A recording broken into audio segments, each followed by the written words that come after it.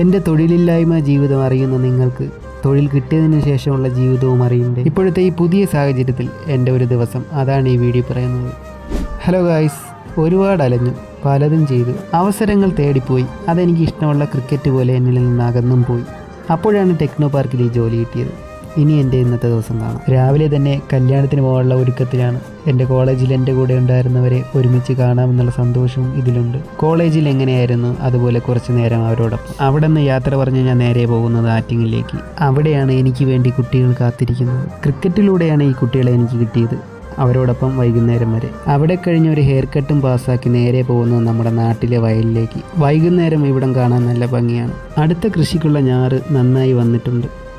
വയലിൻ്റെ മറ്റൊരു സൈഡിൽ അടുത്ത കൃഷി ഇറക്കാനുള്ള നിലം ഒരുക്കുകയാണ്. എനിക്ക് ഈ പഴമയിലും പുതുമയിലും ഒരുപോലെ ജീവിക്കാൻ സാധിക്കുന്നുണ്ട്.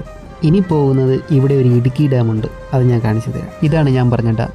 ഡാമൊന്നുമല്ല, മഴക്കാലത്ത് ചെറുതായിട്ട് ഷട്ടർ തുറക്കും. അങ്ങനെ രാത്രിയായി, എനിക്ക് ജോലിക്ക് പോകാൻ സമയമായി. ഞാൻ പറയാൻ മറന്നുപോയി, എനിക്ക് ജോലി കിട്ടിയത് ടെക്നോ പാർക്കിലാണ്. നൈറ്റ് ഷിഫ്റ്റും കൂടെയാണ്. ഓഫീസിനുള്ളിൽ ഫോൺ യൂസ് ചെയ്യാൻ പാടില്ല, അതുകൊണ്ടാണ് പുറത്തെ കാഴ്ചകളെ ഈ വീഡിയോയിൽ ഉൾപ്പെടുത്തിയിരിക്കുന്നത്.